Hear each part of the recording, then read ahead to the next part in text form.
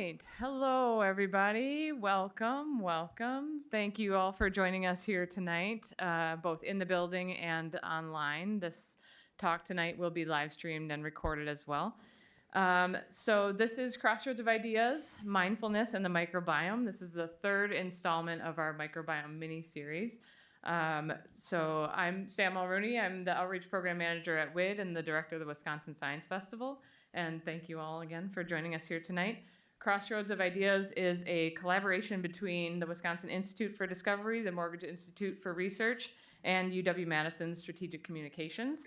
It's an opportunity to foster dialogue between the community and UW-Madison researchers. This series addresses issues that matter to our community and are the subject of research at UW-Madison. Since 2014, Crossroads has been a staple of public programming here at the Discovery Building on UW-Madison's campus. And before I say more about this evening's event, we will take a moment just to acknowledge the land that we occupy here at the Discovery Building. The Wisconsin Institute for Discovery at UW-Madison acknowledges that it occupies the ancestral lands of the Ho-Chunk Nation, known as Tejope, which means 4 lakes. The Ho-Chunk have stewarded this land and its waterways, Mendota, Monona, Waubesa, and Kegonsa, since time immemorial, maintaining deep cultural, economic, and spiritual ties. We honor their sovereignty and the shared strength of standing together with all First Nations of Wisconsin. Thank you. Now, tonight, we are here to explore the intricate connection between the microbiome and mindfulness and the immense impact that they both have on our well-being. So we have 2 truly outstanding researchers with us here tonight to help us conclude our mini-series, Dr. Richard Davidson and Dr. Joe Handelsman. They will each take a few minutes to provide their insights, and then we'll finish with a shared conversation and make sure to save time at the end for audience Q&A. But as a brief introduction to both of our presenters today, first, Dr. Richard Davidson is the founder and director of the Center for Healthy Minds at UW-Madison, is best known for his groundbreaking work studying emotion and the brain. A friend and confidant of the Dalai Lama, he is a highly sought-after expert and speaker, leading conversations on well-being and international stages such as the World Economic Forum, where he served on the Global Council on Mental Health. Time magazine named Davidson one of the 100 most influential people in the world in 2006, and he was elected to the National Academy of Medicine in 2017. And Dr. Joe Handelsman is the director of the Wisconsin Institute for Discovery at UW-Madison, a Vilas Research Professor and the Howard Hughes Medical Institute Professor. She previously served as a science advisor to President Barack Obama as the Associate Director for Science at the White House Office of Science Technology Policy, where she served for 3 years until January 2017, and was on the faculty at the University of Wisconsin and Yale University before that. She received the Presidential Award for Excellence in Science, Mathematics, and Engineering Mentoring from President Obama in 2011 and was inducted into the American Academy of Arts and Sciences in 2019. So with that, please welcome first to the stage Dr. Richard Davidson. Thank you. Thank you, Sam. Appreciate it. Thank you so much. You all chose not to see our president tonight and to come here instead, which we're very deeply grateful for. And it's really an honor to be here because this is a celebration of a collaboration. It's been a treasure for us to collaborate with Joe and her team, and you'll hear more about it as we go along this evening. But please don't expect me to say anything about the microbiome because I'm very fortunate to collaborate with Joe, who is the expert. So we'll be hearing about that soon. I want to just spend a few minutes giving a very brief introduction to something that I'm very passionate about, and that is the possibility of scaling well-being. And that will really be my theme this evening. And let me begin by just showing an inspirational slide. This was actually a slide that was taken, a photograph that was taken in 2021 here on campus. This was at the Weissman Center when the Dalai Lama was here for one of his 16 visits. He has made more visits to Madison, Wisconsin than any city outside of India under 500,000. So we're very blessed to have had him on many occasions. And we are showing him here how MRI works and how we can interrogate the structure and function of the human brain. And he has been an inspiration to all of this work. I want to spend just a few minutes on bad news. There's so much bad news, in the media. I don't want to harp on this, but I do want to illustrate a couple of data points. In the last administration and under President Obama, we had an amazing Surgeon General of the United States, Vivek Murthy. And in 2023, Vivek Murthy issued a health advisory on loneliness. This is the first time that a public health officer of the United States called attention to loneliness as a serious public health issue. And he had a few important data points in this report that I'd like to highlight. If you look here, and I won't go through all of these details, but if you look in the figure in the upper left, if I can figure out this pointer, which is quite funky. There we go. Okay. So this is looking at social isolation. And what it shows is that, and this is time that people spend alone over the past roughly 17 years. This goes from 2003 to 2020. There's been an increase of 24 hours per month in the time that people are spending alone.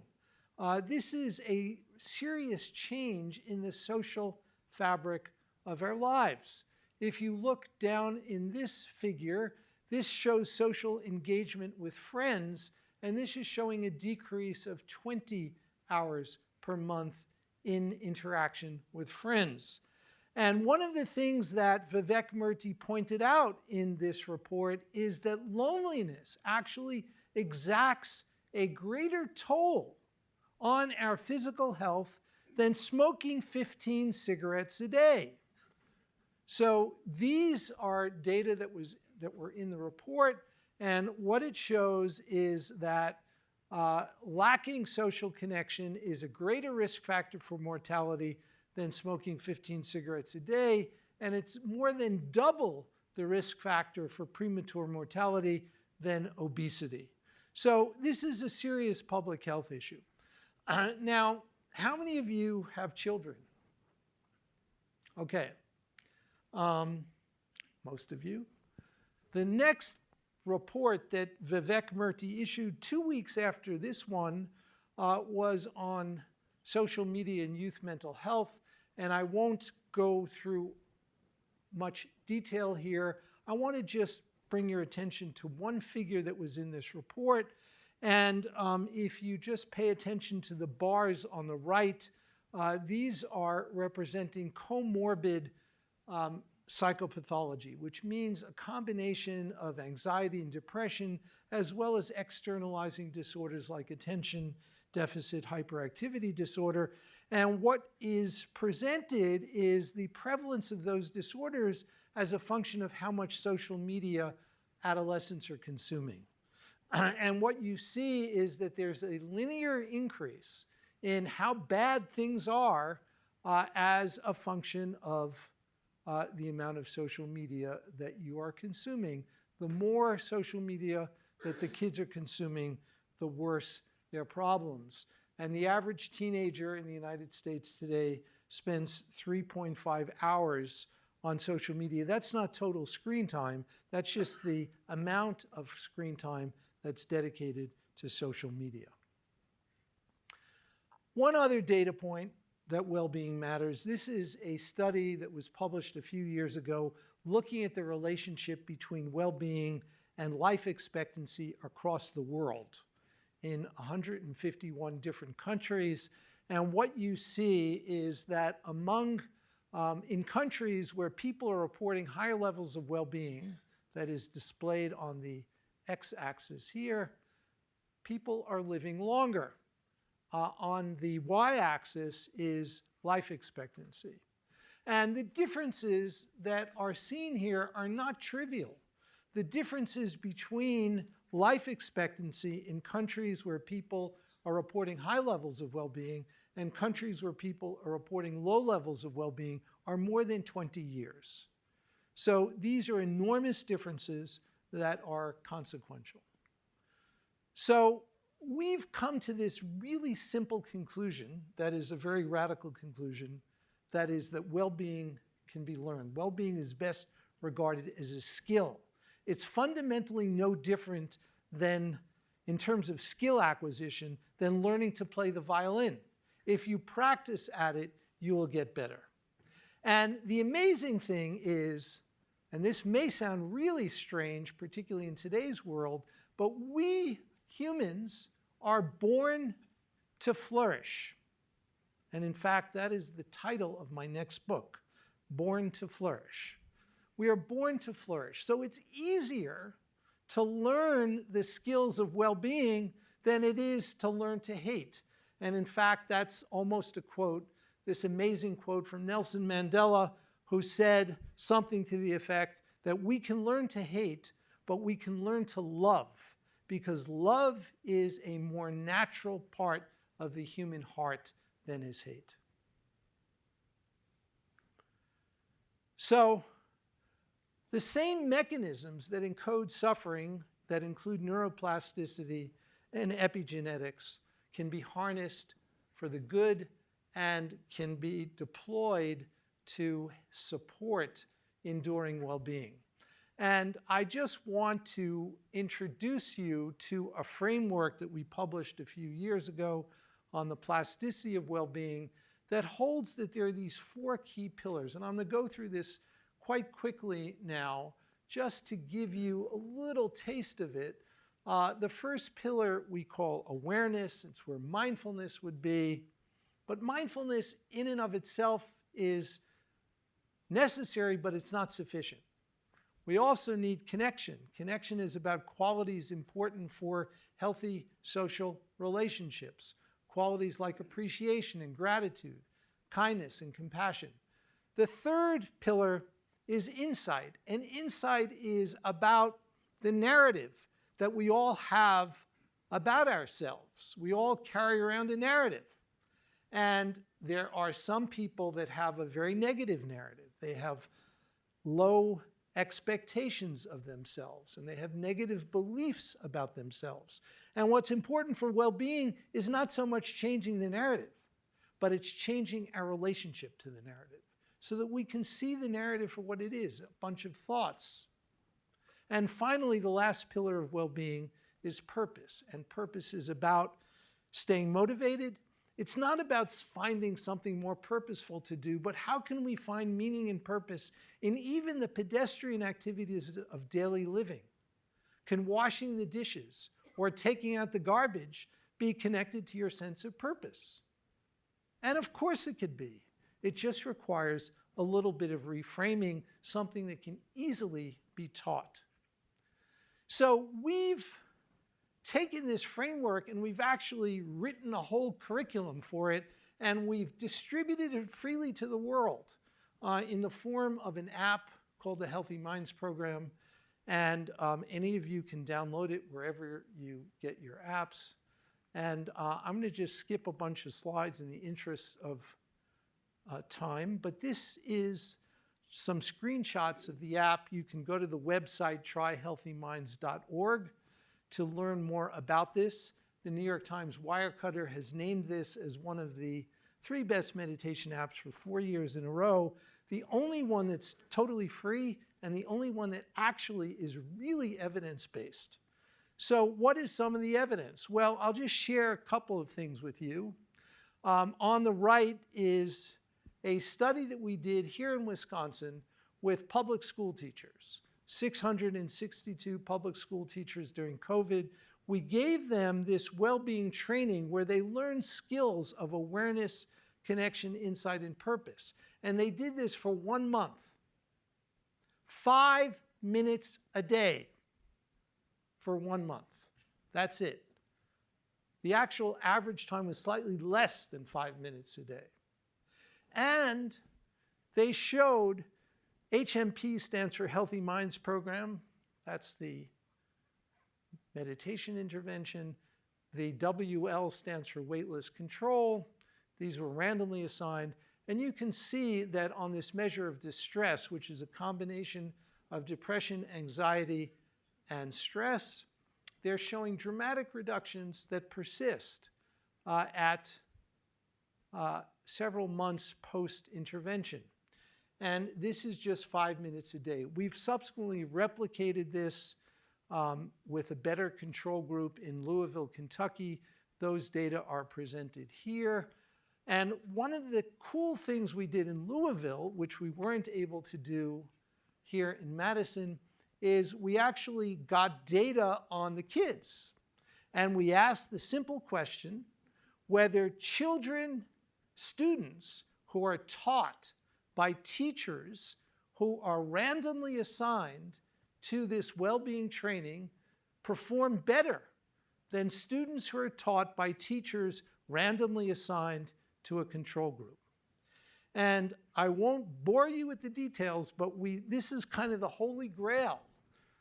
And we found a signal that is really quite extraordinary, that's highly significant, and this is in a sample of around 17,000 children, we found that the kids who are taught by teachers who are randomly assigned to the well-being training perform significantly better on standardized math exams compared to their counterparts who are taught by teachers randomly assigned to a control group. So when a teacher comes into class and shows up and is fully present, connected to their students with a sense of purpose, the students learn better and they perform better. Okay, so I want to end with this one study that Joe and I are involved with together, and maybe she can share a little bit about the microbiome data for this study. I don't have a slide of that. This is a study that uses the same intervention with a nationally recruited sample of depressed patients, and the details here are not that important, but what we see, and these are patients who have a formal clinical diagnosis of depression using the gold standard. And we see that these individuals in the red is the Healthy Minds program. The green is a very robust control group where they get the Healthy Minds program, but without any meditation instruction. They get all the didactic information. They receive these mini podcasts, but they don't actually get the meditation itself. And you can see that that actually does incredibly well. And the UC is the untreated controls, the group in blue. And so depression is decreased. This is a measure of anxiety, and on a measure of flourishing, they are doing better.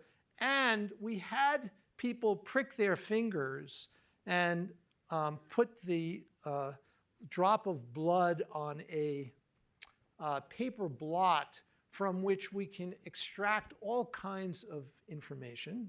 And they send these paper blots back to us, and we can analyze the crap out of this. And so one of the things we look at is measures of inflammation, markers of inflammation. And IL-6 is a pro-inflammatory cytokine. And these are data just hot off the press. We literally got them a few days ago. And it turns out that the group receiving the meditation training shows a significant reduction in this inflammatory marker over the course of 3 months, from before the intervention to 3 months after the intervention, compared to the untreated control group. So this is the first time we've seen a biological signal with just this minimal intervention. Again, people are practicing on average approximately 5 minutes a day. So let me end by just saying that we consider this an urgent public health need. And our aspiration is to scale this massively, because I think everyone would agree that the world is falling apart. And this is really our plan for the next few years. And the microbiome work is incredibly exciting to us. It's always been a mystery to me why there are roughly 200 million neurons in the human gut. They must be doing something, and we know that there is intimate gut-brain interaction. And so it's been really exciting for us to be able to explore this for the first time. So join us on this journey by nourishing your mind, and through that we can change the world. And let me end with this quote from the Dalai Lama, who said, "The systematic training of the mind, the cultivation of happiness, the genuine inner transformation by deliberately selecting and focusing on positive mental states and challenging negative mental states is possible because of the very structure and function of the brain. But the wiring in our brains is not static, not irrevocably fixed. Our brains are also adaptable." Thank you very much.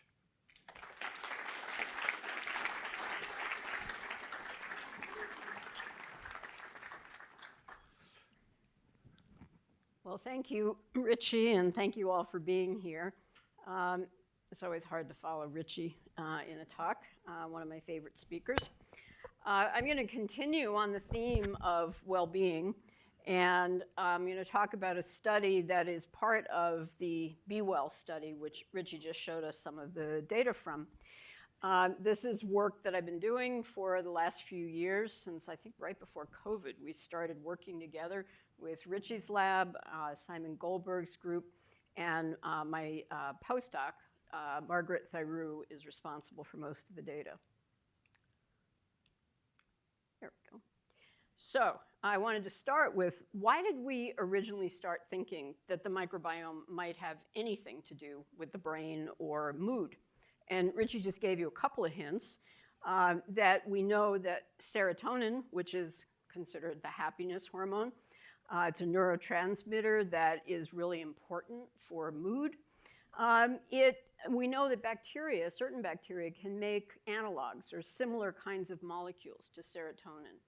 So it didn't seem like too much of a stretch that maybe there are bacteria in the gut producing serotonin. But even more interesting is that 90% of the serotonin receptors, the things in the human body that bind and respond to serotonin, are actually in the gut. So these bacteria are associating with or interacting with our serotonin receptors. Other people had shown that there were different compositions of microbiomes in healthy people and depressed people. Usually small samples, so small populations, but it did show a difference. And then the really dramatic study was one in Ireland. And this has only been done in Ireland. We want to be the first ones to do this in the Americas. They took the microbiome from depressed people and put it into rats. And the rats developed depression-like symptoms. If you want to see a depressed rat, I can do an imitation later. That was the most remarkable evidence for causality, that in fact the microbiome is not just a byproduct of mood, but in fact it's having an influence on mood and behavior. And so we set out to begin to look at, in the Be Well study, which is this very large national study that Richie's group developed. It has well over 1,000 people total. So it's going to be the largest microbiome and mood study done. And we wanted to ask two questions. And first, does the Healthy Minds app, which I hope everybody has pulled up on their phones by now and started using, change the gut microbiome? So radical idea, and frankly, none of us, I think, believed that it was actually going to pan out. And then could we replicate some of the work that had been done on much smaller populations, showing that microbiomes in healthy and depressed people differ? So the structure of the study was to use the 3 groups that Richie introduced you to. HMP full, where they're doing the short lectures, a few minutes of lecture, and then a few minutes of meditation practice. The HMP active, we used to call it the active control, but it's clearly not a control based on the mood data that Richie showed and some of what I'll show you. It's not truly like you would think if we showed them a sailing video or something like that. And then just usual care, people who weren't subjected to anything on the app. And we started out with measurements of their depression level and then took microbiome samples before and after. And so we had matched samples for all of the people that I'll tell you about. And so for the HMP full, we ended up with 318 participants who had before and after. So these are people that listen to these short lectures, which, by the way, are fabulous. There's a whole group of women in WID that go to sleep at night listening to this 5-minute lecture given by one of Richie's colleagues named Court because they love his voice so much. And it's such an interesting set of lectures. I thought they would keep me awake, but in fact, I don't know why they put me to sleep. And one of the best parts that does not put me to sleep is he does interviews with Richie in many of the episodes. And so you get to learn the actual research that is underpinning a lot of what the app teaches you. So that's the HMP full, where you have both, and the other is the didactic only, so listening to Court or one of the other voices, just talk about the science of meditation and how people have learned what it does to the mind and the body. And that group, the so-called control group, had 307 participants. And then we have the usual care group, which they have no intervention at all. And so what was remarkable was when we started asking first, what organisms are there? So that was the first way to characterize the microbiome. Just ask, what's the composition of the community of microbes in the gut? And so the 16S rRNA, if anyone's interested, is the basis for deciding who's there. So these are genes that act as a signature for different microbial species. Every species has its own signature. And we don't have to culture the organisms in order to obtain that gene. We can just amplify it out of the entire mix, which is really important because not all bacteria in the gut grow in our culture mixes. So we want to look at the entire microbiome, not just the ones that grow.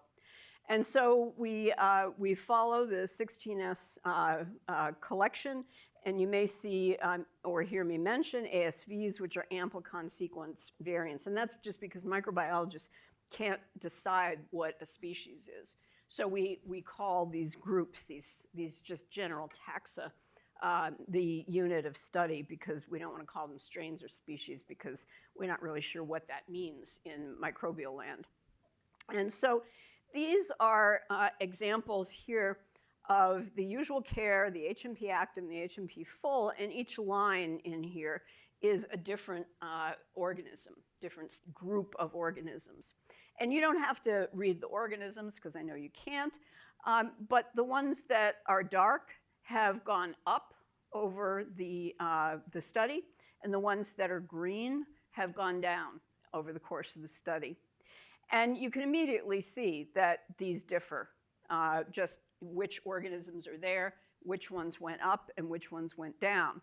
And so one of the summary items that we found was this group of organisms. So this is at the family level, so a very large group, Lactobacillus, not a very well-known group of bacteria, but they are dramatically different, and they are higher in less depressed people, which means they were higher in people after using the intervention.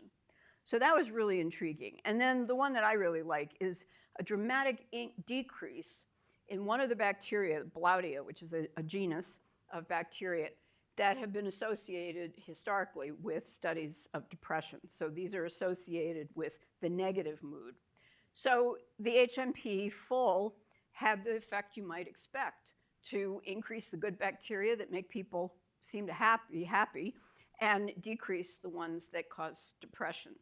So, of course, there's a lot more to study in this. We don't know much more than I'm telling you right now, but those are the changes that we see.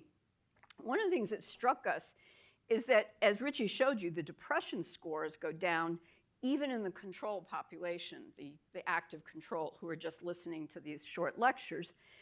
And we see microbiome changes, but they're not quite as dramatic and not as statistically significant as the changes we see with HMP full. So that's just an important piece. Another element of what we see is that the HMP full and HMP active both cause an increase in butyrate producers, and I'll tell you what that means in a minute.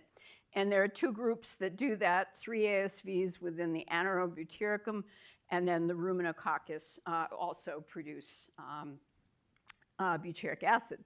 So I'll come back to butyrate in a second. So first of all, taxa that were previously associated with depression have behaved as we might have predicted if we believed that meditation would affect people's mood and the microbiome is partly responsible. And so this is just a comparison here of HMP active, so the active control, and the HMP full, which allows us to emphasize the really big differences, the before and after differences. And you can see that in terms of the big differences, HMP full definitely has a larger effect. And HMP active, so the control, did not show a decrease of some of the negatively associated bacteria that have been associated more with depression. So we think there's pretty good evidence from this that in what to date is the largest microbiome study of the association of microbiome and mood, and the first that looks at a large-scale intervention like this with meditation, shows that, in fact, we do see changes in the microbiome. And from these data alone, we can't say whether the bacteria are changing because of meditation and thereby changing the mood, or the mood is changing and therefore the bacteria are changing. We can say that based on the previous rat study, but these studies don't separate that yet, so we're hoping that we'll be able to separate those later. And so after the intervention, we have fewer of the so-called bad bacteria associated with depression, and that's particularly noticeable in the HMP full, where people are doing both a little lecture and at practice. And there are more taxa associated with butyrate production. So why do we keep talking about butyrate? Butyrate has long been studied as a very important part of the gut microbiome.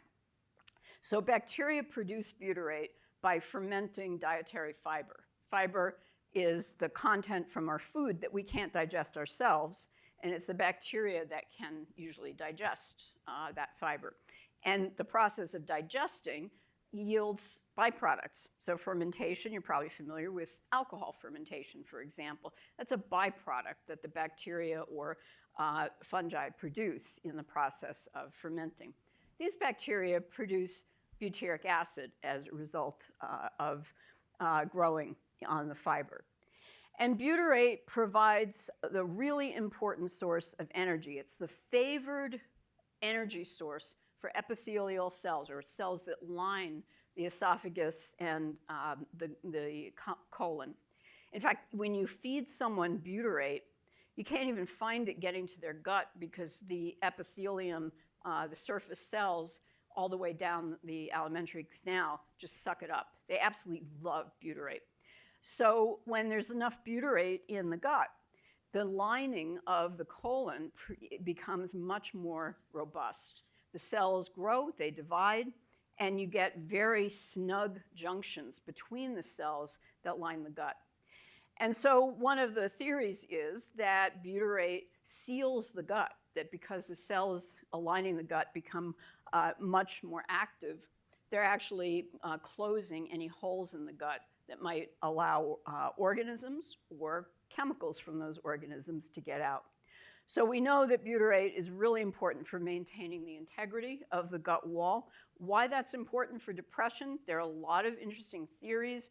One is that the bacteria themselves might escape from the gut and go toward the brain or somewhere else in the body. But probably more likely is that the bacteria slough off parts of their cells that cause inflammation and other reactions and thereby stimulate a negative response. The other nice thing about butyrate is that it directly causes a reduction in inflammation. And inflammation has been associated repeatedly, gut inflammation specifically, has been associated with depression. So some of our next steps, we can talk about this more if people are interested, is culturing some of the organisms that are associated either with the depressed or the healthy state. Develop a mouse model, so we might go to rats if we can't repeat what the Irish group did with mice, but mice are easier than rats. And they do get depressed, apparently. So we will see whether we can take a mouse model, introduce some of the gut microbiome samples from our most depressed people and our most healthy people, and then see if we see mood changes in the mice. And then finally, in the long term, can we culture these organisms that are responsible and turn them into probiotics? So I know I'm going to get questions about probiotics because I think I've heard a question of what probiotics should we be taking after each of these microbiome talks. These are just a few examples, and I am not an expert and I'm not a doctor, so I'm not recommending anybody take these. I'm just giving you examples of the kinds of studies. And it used to be that microbiologists kind of scoffed at probiotics because they were used very broadly long before we had any data to support them.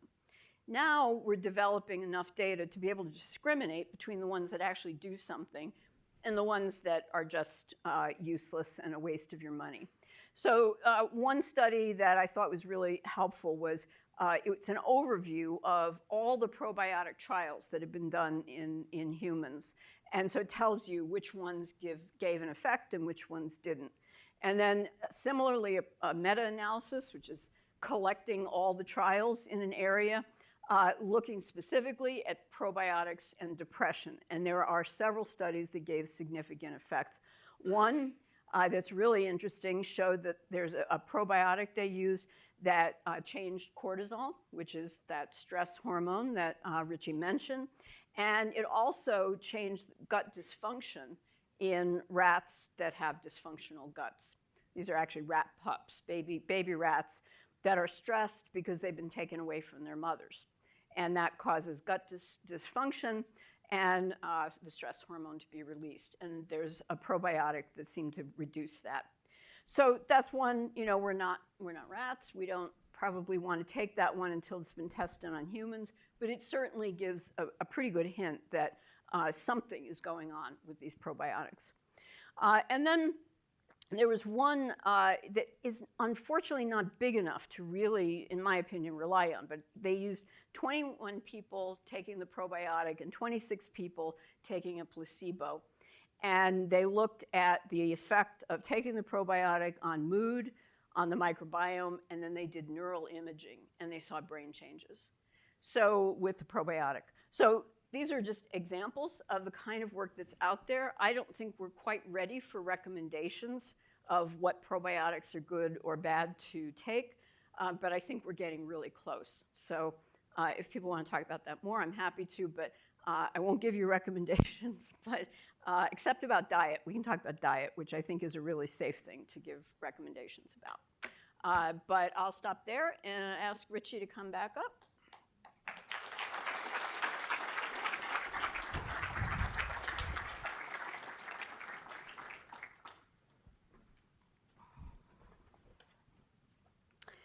So, Richie, I was wondering if you would go back in history, and if you don't want to do this, we'll just go on to the next question.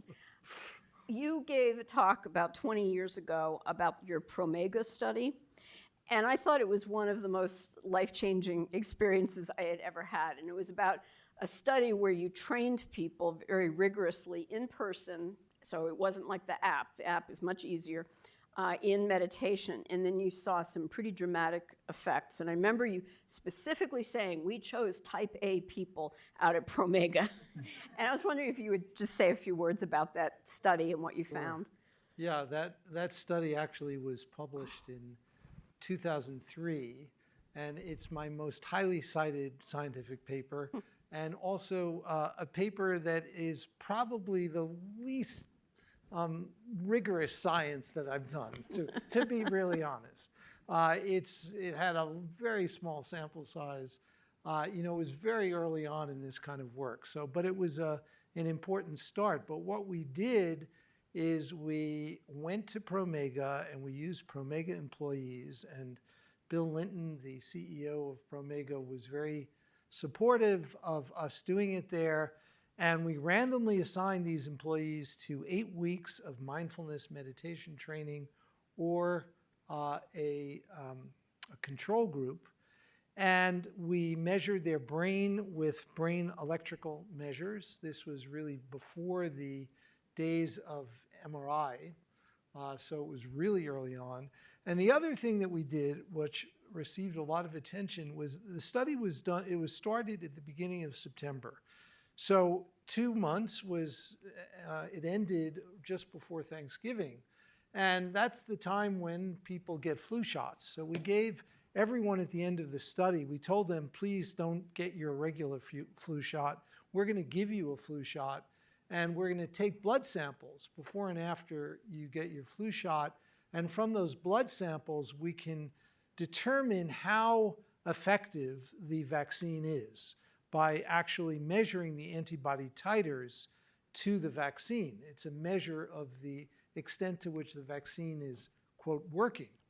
And what we found is that the people who are randomly assigned to the meditation training actually had a significantly greater antibody response to the flu vaccine.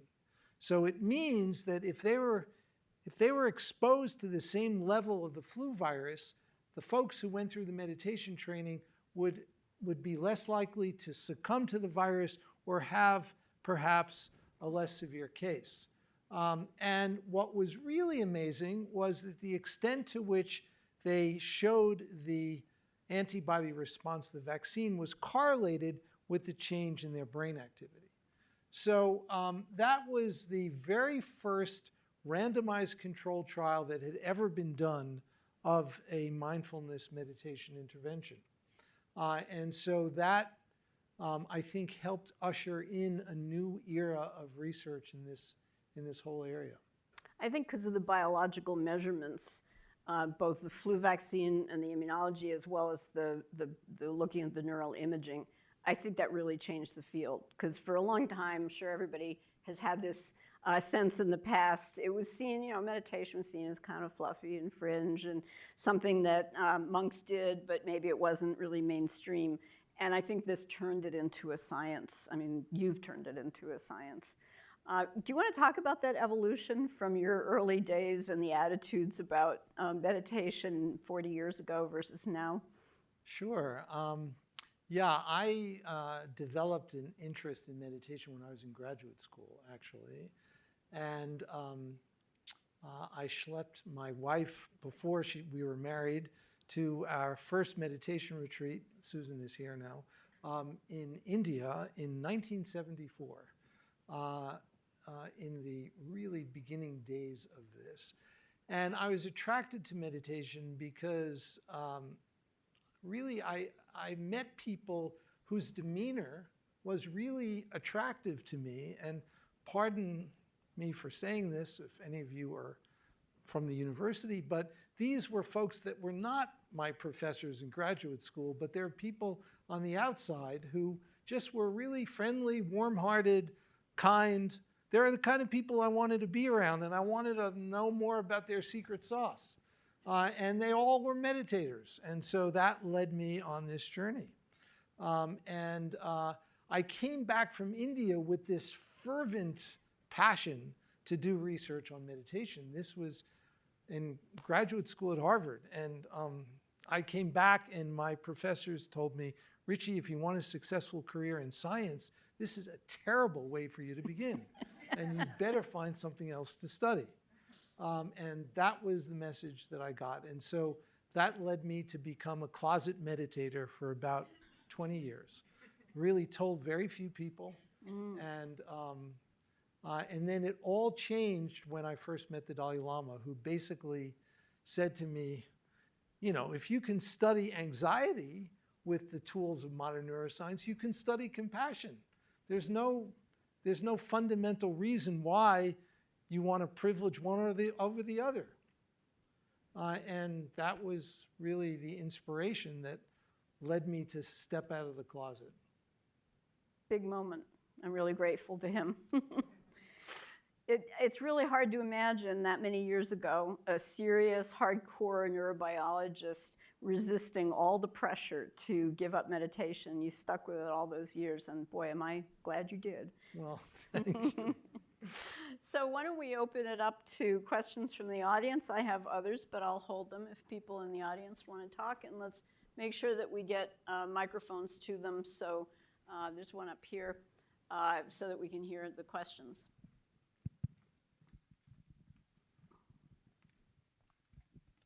Hello. Oh, thank you. So, in both of your slides showing your results, you had three groups of testing, and there was always like a control, and the controls always showed like some improvement, not as much, but still some. Can you explain why like they still showed some improvement? Like, I'm not asking like why they're not showing a lot. I understand why they're not showing a lot, but they still showed improvement. Well, one of the rigorous controls that we're using that Joe showed in her slides and that I showed in my slides is this control that we call the Healthy Minds Program Active, HMP Active. And what that is a special version of this training, but it doesn't include any meditation instructions. So it includes all of the educational material about the value of training well-being. It includes sort of mini podcasts on the science of well-being. It includes information about changing your mindset to be one of more aware and connected and purposeful, things of that sort. But it doesn't actually give you the step-by-step instructions for how to do it. And that's like a super rigorous control. And we've wanted to see how that does. And as you can see from the slides, it does pretty well, even though people are not meditating. So, I mean, I think this is really an important insight. And one of the things that we are deeply committed to in our work is being honest about the data. And so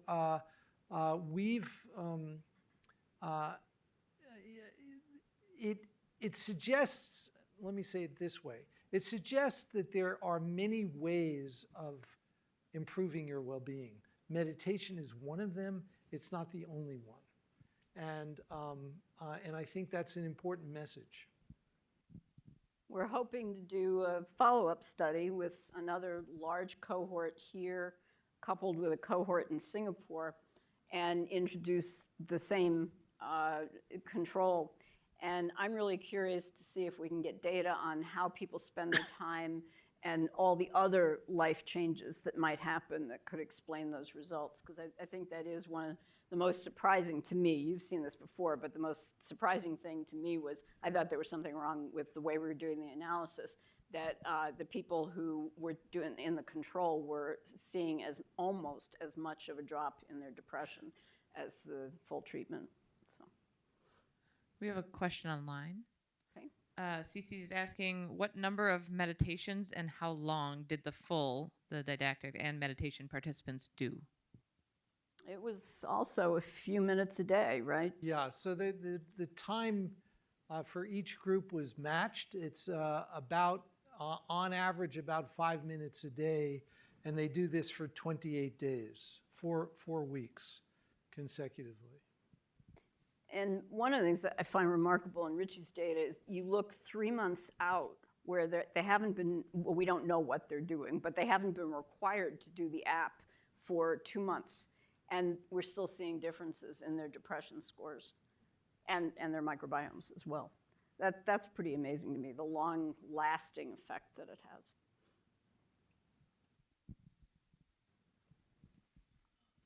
One over here. Hi, Joe and Richie. Really fascinating research, and I'm really interested in these mice transplantation studies and how you can see the effect transferred just by the microbiome. But I am fascinated in hearing your thoughts on kind of this initiation event. Like, is it when people get this depression, these changes in microbiome, are there like changes in acquiring the microbes that cause this? Is it maybe a change in diet? You had mentioned that there's that, or are some people just inherently harboring some of these microbes that kind of maybe dispose them to developing some of these conditions? I'm just curious on your thoughts with Yeah, that. it's a great question. We know now that most people probably carry most of the microbes. And what we're doing with any kind of intervention, probably even probiotics, but we don't know for sure, is enhancing the good bacteria if there's a positive effect. So the bacteria are there. It's a matter of changing the ratios. And that's been shown in lots of other conditions. For example, in obesity, there's no change in who's there, but we see a difference in the ratio of two different phyla of organisms. And the reason that some of them look like they're not there in the data is just that they're below detection. But that doesn't mean that they've disappeared entirely. So if you apply the same pressure to all people, you should see the same kind of effect. Now, there are a few exceptions of people who don't carry exactly the same cohort, and that might be an especially useful place for probiotics, where we could enhance people's, the whole flora so that they would flourish more effectively. We did a study previously with Richie's group looking at stressed members of the police forces, 3 police forces in Dane County, and then they were subjected to meditation training. And we found in that case that there was no interaction between the microbiome change and the mood change and diet or sleep. So the microbiome effects we were seeing were clearly due to the meditation and not these, at least those 2 other lifestyle effects. Well, one of the really, I think, cool opportunities in the future is we've been thinking about ways of enhancing the effects of meditation. And one of the things that would be really interesting to explore is a hybrid intervention where we combine probiotics with meditation to see if there are synergistic effects. And that's something that's never been done before, and I think would be extremely interesting.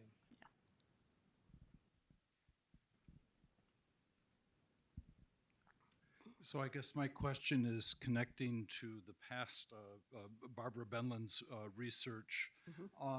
Is there research or has been done or potentially being done with the Wisconsin Alzheimer's Disease Research Center, since we truly are sadly in an epidemic of dementia going forward, connecting to what we're talking about now, the research that we're discussing, and meditation for the potential prevention and or avoidance, that is, of dementia in one's life? Yeah, I'm maybe both of us have something to say about that. I'll just say briefly, we're super interested in this question. We've been doing a little bit of work on this, and we have the aspiration to do more. One of the fascinating things, and there's a scientist in our center, Melissa Rosenkrantz, who has been studying asthma, and it turns out that while asthma is associated with an inflammatory response in the lung, it also seems to be associated with an inflammatory response in the brain, and that actually causes premature neurodegeneration and cognitive decline. And this has led to a whole interesting set of questions. And there are now ways of probing neuroinflammation non-invasively using certain kinds of brain imaging. And inflammatory responses in the brain may be one of the contributory causes to dementia. And so the same physical lesion may be associated with very different patterns of inflammatory response, and the symptoms of dementia, at least in part, reflect the inflammatory response, which is something that we believe can be modulated by the kinds of strategies that we're talking about. And related to this is we've done research with super expert meditators, and we had the opportunity to do a case study of one of these meditators over the course of 12 years. And he came to our lab many, many times over the course of this 12 years, so we had serial MRI scans. And we compared him to a database of 1,000 normal people over the same age range. And while all our brains age, his brain was aging more slowly compared to the 1,000 people in the database. It was the most extreme data point. And this is using objective measures of brain aging that you can derive in an automated way from an MRI scan. So I have absolutely no doubt that the training of well-being can produce changes in the brain that at least decrease the, let me say it this way, that slow brain aging and may have some positive impact on susceptibility to certain kinds of, to more severe symptoms of neurodegeneration. I have not seen a great probiotic study with Alzheimer's, but there is one with Parkinson's that's fantastic, and it really is very compelling that taking this probiotic slows the progression and sometimes even reverses some of the symptoms of Parkinson's. So it's possible for Parkinson's, should be possible for Alzheimer's. I'd like to follow up with the Pro Omega study of your 6,000 citations. If any of those people have inspired you in citing your paper, what research they did, and if you followed up with them.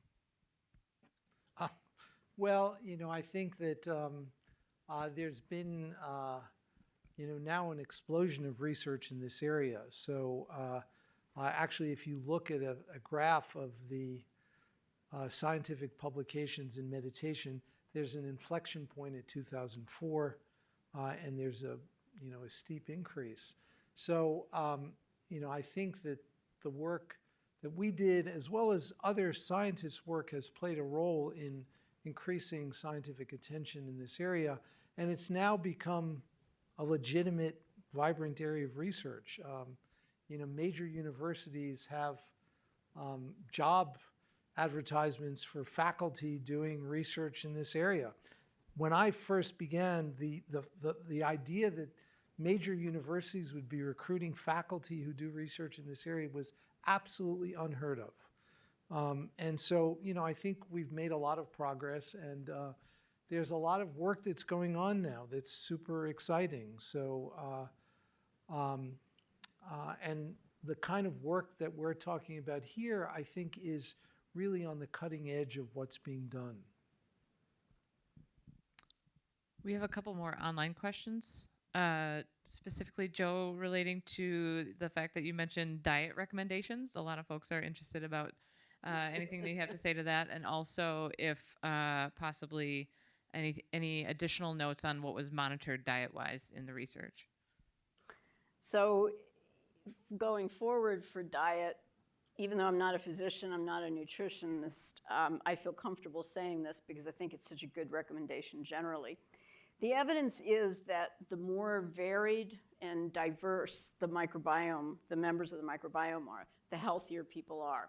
And so every time we look at the microbiome and a disease, it almost always becomes less diverse. There are fewer kinds of bacteria there in the disease state than in the healthy state. So diversity is good. Oh, am I allowed to use that word?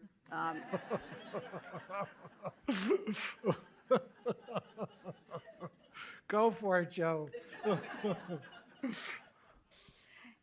And what's striking about diversity is that we can generate it because the diversity of fiber sources that we feed our microbes causes a diversity of microbes. So there are different ones that can ferment different kinds of fibers, so cellulose or hemicellulose or pectin. These are all the different kinds of fibers that we eat.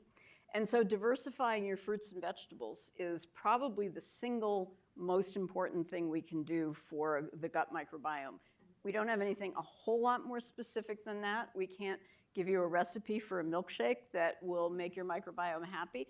But I do have a colleague in New York who studies the microbiome. And I visited him once at home, and he pulled out his blender, and he said, you got to try my milkshake. And he doesn't use real milk. But he uses 60 different plant sources to make this smoothie every day. And you can imagine the diversity of microbes that can feed on those different plants. So I think the simplest diet recommendation is diversify, increase fiber, and I think Federico Rey talked about how hard it is to get enough fiber in the last talk. More fiber and more different kinds of fiber is probably the single biggest act we can do nutritionally to benefit our microbiomes. And we don't have a lot of diet data. It turns out diet is extremely hard to track. People have used many different kinds of measures of diet, and we're just not very good reporters. We have lousy memories, and we imagine we've eaten things we haven't, and vice versa. And so in the future, we are going to be tracking that in the next study. But we actually have found a measure that's really easy of just asking people if over the last week they have eaten these different foods. And it's much easier to remember what you've eaten when you have a list in front of you than it is to just conjure up what you've eaten. So that has been shown to be a pretty reliable measure, and we're hoping to incorporate that into the next microbiome study. Let's wait for the mic. Oh, I think Natalia was next. Thank you. That was a great talk. I was wondering then, in terms of SSRIs, so is then meditation something that we could be looking forward to in terms of treating people with depression when it comes to prescribing SSRIs? Because we know that different people respond different to different types of medication. And would the microbiome could also inform to which prescription would be even better? Do you have any notes on that? Yeah, those are both great questions, and I think the evidence from this study and others of Rich's is that meditation is definitely good for depression.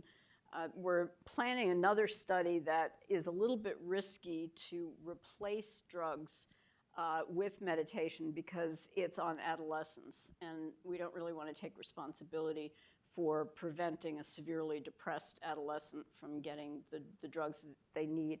So that's actually ethically a complicated question, is can you actually do that replacement? But the combination is great, and hopefully meditation will augment the effect of the SSRIs.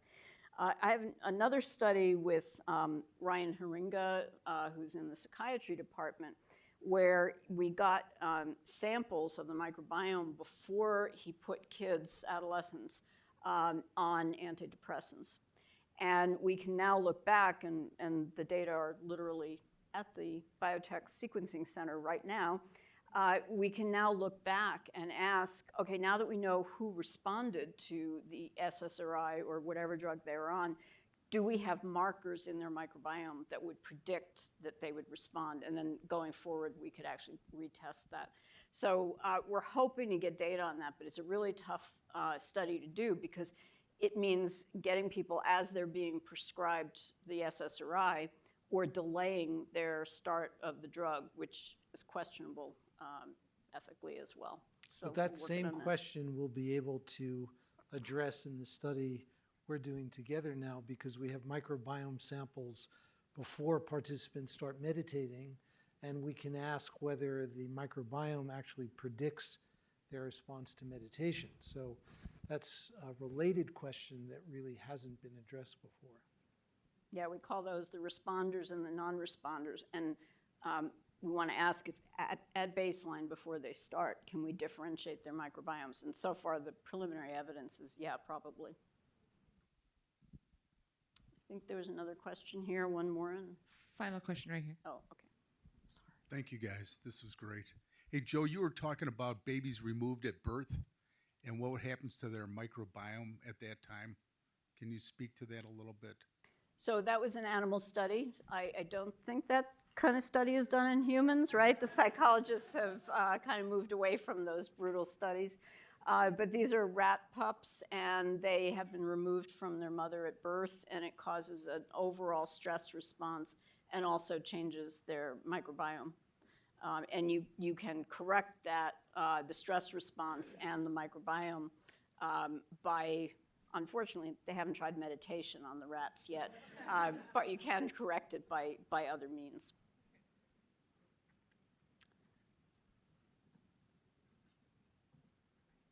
All right. Thank you, everybody, for joining us. One more final round of applause for Dr. Ritchie and Joe. Wonderful conversation. And just a reminder, our next Crossroads will be the final one of the academic year on April 22nd. It's called Toxins at the Tap, about PFAS and the future of our water quality. So be sure to come check that one out. And thank you again for joining us.